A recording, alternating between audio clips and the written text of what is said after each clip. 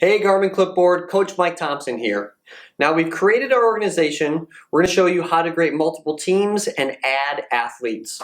So we're going to click KC High School, add the team.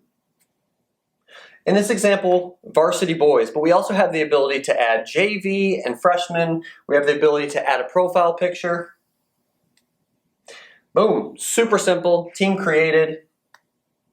Now there are multiple ways to add athletes. In this example, we've got a QR code. So if you're the coach, you've got your QR code on your phone, you can take it around your room and have your athletes scan it. And it's very simple for them to be added on, or we can send a text message, or the old-fashioned way, email. Now, you're going to get this notification to allow notifications. So when your athlete gets done completing a workout, you want to be able to see that they are done. So you're going to allow this notification.